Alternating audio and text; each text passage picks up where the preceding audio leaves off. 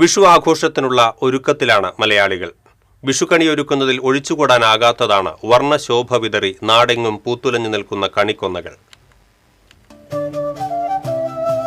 കേരളത്തിലെ കാർഷിക സമൃദ്ധിയുടെ ഉത്സവാഘോഷമാണ് ഓരോ വിഷുക്കാലവും. പ്രകൃതിയും മനുഷ്യനും കൃഷിയും കർഷകന്റെ മനസ്സും ഇഴചേർന്ന് കിടക്കുന്ന പൊൻപുലരിയിലേക്കാണ് ഓരോ വിഷുക്കാലവും മിഴി തുറക്കുന്നത്. മേടം 1-നാണ് സാധാരണഗതിയിൽ മലയാളികൾ വിഷു ആഘോഷിക്കുന്നത്. എന്നാൽ ഇത്തവണ ഏപ്രിൽ 14-ാം തീയതി രാവിലെ 8 മണിക്ക് ശേഷമാണ് മേടമാസം തുടങ്ങുന്നത്. അതിനാൽ 15-ാം തീയതി മേടം 2-നാണ് ഇത്തവണത്തെ വിഷു ആഘോഷം. വിഷുവുമായി ബന്ധപ്പെട്ട് വ്യത്യസ്തമായ നിരവധി ആചാരങ്ങളുണ്ടെങ്കിലും വിഷുക്കണി തന്നെയാണ് ഏറ്റവും പ്രധാനം. വിഷുക്കണി ഒരുക്കുന്നതിൽ മലയാളിക്ക് ഏറ്റവും പ്രധാനപ്പെട്ടതാണ് കണിക്കൊന്ന പൂക്കൾ.